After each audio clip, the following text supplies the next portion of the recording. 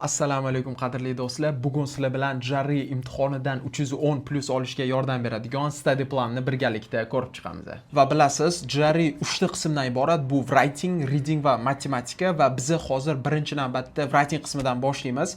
Sababi har doim ekzamen topshirayotganingizda birinchi bo'lib writing tushadi. Va writing qismida barcha topiklarning umumiy mavzusi bu analyze and issue deyiladi. Ya'ni bu muammoni tahlil qila olish. Va bu yerda sizni o'z qarashlaringizni va tanqidiy fikrlashingizni yozma ravishda yozib berishingiz kerak bo'ladi, ya'ni 30 daqiqa ichida.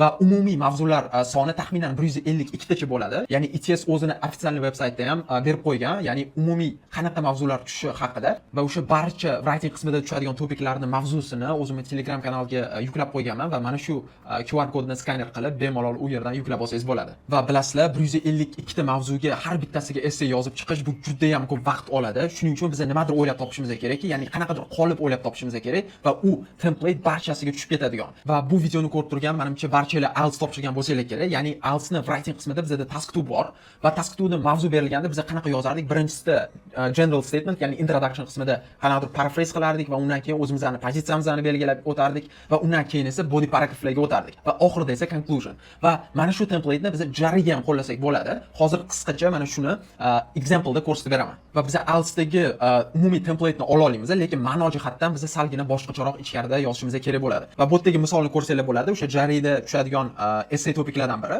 Ko'rsanglar bo'ladi. Governments should place few if any restrictions on scientific research and development. Ya'ni ko'rasizlar, birinchi navbatda bizga mavzu berilyapti. Pastda ko'rishingiz mumkin, bizga instruksiya ham beriladi. Va instruksiya o'qisanglar bo'ladi, ya'ni write a response in which you discuss the extent to which you agree or disagree with the recommendation and explain your reasoning for the position you take. Ya'ni berilgan muammoga siz qarshimisiz yoki bunga qo'shilasizmi? Va undan keyin ko'rsanglar bo'ladi, in developing and supporting your position, describe specific circumstances in which adopting the recommendation would or would not be advantageous and explain how this example shape your position.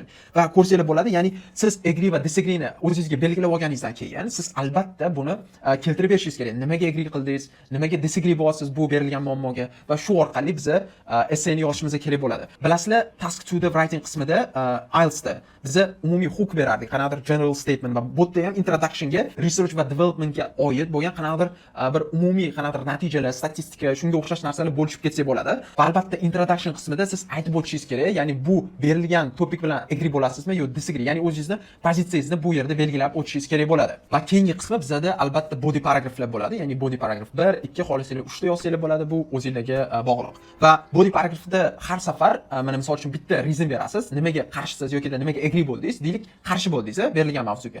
Va undan keyin siz nima qilishingiz kerak?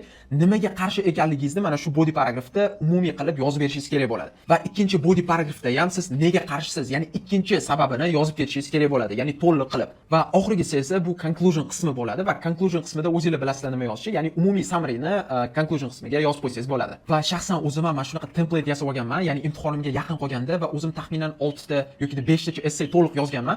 Shu template ni qo'llash uchun va menga oson bo'lgan imtihon paytida. Va shu bilan men misol uchun 3,5 olib chiqqanman 6 dan va bu ham unchalik yomon natija emas, ya'ni birinchi urinishga. Va writing qismidagi eng muhim narsalardan biri bu albatta tez yoza olish qobiliyatingiz. Ya'ni sizda to'liq ideya bo'lsa, sizga tushgan mavzu haqida, lekin tez yoza olmasangiz, essayni tugatishga qiynalib qolasiz. Aynan tez yozish qobiliyatingizni rivojlantirish uchun YouTube'da juda ham ko'p videolar bor. Ya'ni how to type fast deb yozsangiz YouTube'ga bemalol ko'rsatib chiqiladi va u yerdan bemalol ko'rib o'zingizga o'zlashtirib olsangiz bo'ladi. Va tez yozish uchun kerak bo'ladigan veb-saytlar bor, juda ham ko'p. Shaxsan o'zim Monkey Type degan veb-saytni ishlatganman va bemalol sizlar ham ishlatib yozishinglarni tezlashtirsangiz bo'ladi. Ana endi esa verbal qismini birgalikda ko'rib chiqamiz va o'zi aslida verbal va quant qismiga, ya'ni siz albatta birinchi navbatda strukturani o'rgangan holda, ya'ni test strukturasini va undan keyin mock olib ko'rishni maslahat beraman. Ya'ni mock olayotganda ham qanaqa olish kerak? Strukturani o'rgangandan keyin, ya'ni question type'larini hammasini o'rganib va undan keyin mock olish kerak va mock olayotganda ham siz bilmagan savolingizni taxminan belgilab ketishingiz kerak emas bu yerda. Va agarda bilmaganlaringizni ham belgilab ketadigan bo'lsangiz, oxirida sizga noto'g'ri diagnostik report berib qo'yishi mumkin bo'ladi. Va diagnostik testni qanaqa olish kerak, qayerdan olish kerak, bu bo'yicha ham batafsil video tayyorlaganmiz va buni bemalol kanalga o'tib ko'rsanglar bo'ladi. Va diagnostik testni olganingizdan keyin o'zingiz bemalol ko'rsangiz bo'ladi, qaysi taraflama kuchlisiz va qaysi taraflama uncha yaxshi topa olmayapsiz va shunga qarab bemalol kuchli va kuchsiz taraflaringizga ishlasangiz bo'ladi. Ana endi esa verbal reasoning, ya'ni reading qismiga qanaqa tayyorlanish kerak, qisqacha gaplashib o'tamiz va birinchi navbatda har doim vocabulary va RC, ya'ni reading comprehensionni oshirish uchun harakat qilish kerak bo'ladi. Chunki JARIga taalluqli vocabularylarni yodlash va undan tashqari reading comprehensionni oshirish eng katta vaqt talab qiladigan narsa aynan mana shu reading qismida. Va keling birinchi navbatda vocabulary yodlashga to'xtalib o'tamiz. Va taxminan siz 1000 tadan 1500 largacha vocabulary yodlashingizga to'g'ri keladi. Chunki bu vocabularylarni asosan biz daily life'da ishlatmaymiz. Shuning uchun juda ham akademik, juda ham high leveldagi vocabularylar bizga kerak bo'ladi. Agarda siz Android telefonni ishlatadigan bo'lsangiz, zo'r application bor, ya'ni bu Pictionary deyiladi va buni Telegram kanaliga alohida tashab qo'yganman. Linkini bemalol ko'rsanglar bo'ladi. Ya'ni har bitta so'zni rasm bilan assotsiatsiya qilingan. Ya'ni qanaqadir so'z tushsa, uni rasmi ham bor. Shuni evaziga sizda oson bo'ladi. Ya'ni so'zni rasm bilan assotsiatsiya qilgan holda uni yodlashingiz juda ham oson bo'ladi. Shuning uchun mana shu applicationni sizlarga tavsiya qilaman. Lekin afsuski Pictionary bu faqatgina Android telefonlar uchun. iOS telefon uchun siz misol uchun Quizletni ishlatsangiz bo'ladi. Bu juda ham zo'r application hisoblanadi so'z yodlash uchun va u yerdan ham JARIga aloqador so'zlarni topsangiz bo'ladi yokida o'zingiz so'z qo'shsangiz bo'ladi. Va vocabulary yodlayotganda ham siz juda ham intizom bilan yodlashingiz kerak bo'ladi, chunki kuniga 10 ta, 15 ta, misol uchun ba'zi bir insonlar bor 30 ta, 40 tacha ham yodlay oladi. Bu yerda eng muhimi yodlash emas, balki yodlagan so'zingizni eslab qolish bo'ladi. Ya'ni u yodladingiz, lekin bu o'sha bir oydan keyin esingizdan chiqazib yuboradigan bo'lsangiz, bu foydasi bo'lmay qoladi imtihon paytida. Shuning uchun doimiy ravishda ularni takrorlab turish kerak va shuning uchun kamida kuniga 10 tacha yodlashingiz kerak bo'ladi va yodlagan so'zlaringizni ham doimiy ravishda qaytarib yuring. Va shaxsan o'zim maslahat berardim, uyda o'tirib yoki bu joyda o'tirib yodlashni emas, balki yo'lda yodlashingizni. Chunki har doim mana misol uchun metroda, avtobusda yurasiz, ko'chada yurasiz, har doim qaytarib yurganingizni evaziga sizda bu juda ham tezroq yodlab olishingizga yordam beradi. Ana endi reading comprehensionga qisqacha to'xtalib o'tamiz va reading comprehensionni oshirish uchun sizga ko'pchilik misol uchun New York Times, Wall Street Journal va shunga o'xshagan jurnallarni o'qishni tavsiya qilishligi mumkin, lekin shaxsan o'zim bu narsalarni tavsiya qilmayman, chunki test uchun tuziladigan passajlar sal boshqacharoq bo'ladi u jurnallarnikiga qaraganda va shuning uchun shaxsan o'zim tavsiya qilgan bo'lardim. Misol uchun SAT-ni yokida GMAT-ni reading comprehensionga oid shunaqa passajlarni doimiy ravishda o'qib yurishni. Shunda siz anchagina o'zingizni skilllaringizni oshirib olasiz, ya'ni tekstni tushunish bo'yicha, chunki ular aynan testga mo'ljallangan bo'ladi. Va reading comprehensionni oshirganingizdan keyin bu albatta sizga text completion va sentence equivalence question type'larda ham juda ham yordam beradi. Faqatgina tushunish taraflama. Lekin bu yoqda sizdan boshqa narsalar ham so'raladi va bu albatta logical thinking, critical thinking, mana shunaqa narsalarni ham tekshiradi. Shuning uchun albatta bu narsalarni oshirish kerak bo'ladi. Va bu question type'lar bo'yicha testlarni ishlaganingiz sari sekin qobiliyatingiz oshib boradi, lekin agarda siz xato qilgan joyingizni yozib ketmasangiz, misol uchun qaysidir mavzu bo'yicha qaysidir savolda xato qildingiz va nega xato qildingiz, o'shani albatta o'zingizga yozib oling. Ya'ni va o'sha bo'yicha ham ko'proq misol ishlash kerak bo'ladi. Hozirda AI juda ham rivojlanib ketgan, ya'ni ChatGPT bor, Gemini bor, Claude bor va ularga mana shu narsalarni mana men bitta xato qilyapman va mana shu bo'yicha menga ko'proq 10 tacha misol uchun test ber desangiz, sizga shu aynan mana shu strukturada test beradi va shu orqali siz o'zingizning xatolaringizni sekin-sekin tuzatib borishingiz mumkin bo'ladi. Aynan mana shunaqa ishlash sizga juda ham yordam beradi JARIni reading qismidan yuqori ball olishga. Va JARIni reading qismi bo'yicha oxirgi eng muhim narsalardan biri bu albatta grammatikani sal o'rganish. Va buning uchun Erika Meltzerni ko'pchilik taniydi, ayniqsa SAT olamidagi ko'pchiliklar taniydi va o'shani grammatika bo'yicha juda ham zo'r kitob bor va taxminan 20 tacha yokida 30 varoq chiqadi. Bir kunda bemalol tugatib tashlasangiz bo'ladi. Va bu aynan sizni text completion va sentence equivalence questionlarga to'g'ri javob berishingizga juda ham yordam beradi. Ana endi JARIni reading qismiga kerak bo'ladigan kitoblar haqida qisqacha gaplashib o'tamiz. Va readingga tayyorlanayotganda hech qachon third party booklarni ishlatish kerak emas. Sababi juda ham boshqacha ularniki, bir xillarniki misol uchun juda ham vocabulary'lari boshqacha, juda ham strukturasi boshqacha. Shuning uchun aynan ETSni ofitsialni o'zi chiqargan kitoblarni reading qismiga ishlatsangiz juda ham zo'r. Bu faqatgina reading qismi uchun, matematika qismi uchun boshqa kitoblarni ishlatish bu yaxshi, lekin reading uchun bu narsalar tavsiya qilinmaydi. Va reading comprehensionni yaxshilaganingizdan keyin Big Book degan yaxshi kitob bor. Bu aynan ETSni o'zini ishlab chiqargan kitobi va bu taxminan 30 yilcha oldin ishlab chiqarilgan, lekin ba'zi bir savollar eskirgan, lekin ba'zi birlari haligacha aktual hisoblanadi. Va bu kitobdagi faqatgina one blank, two blank va RC questionlarni ishlash tavsiya qilinadi. Boshqa questionlar juda ham eskirib ketgan. Sababi o'sha 30 yil bo'ldi, shuning uchun questionlar sal yangilangan. Misol uchun oldin o'sha Big Book chiqqan paytlarda, misol uchun u paytda 3 blank questionlar yo'q edi Jarida. Hozir esa Jariga 3 blank questionlar ham qo'shilgan.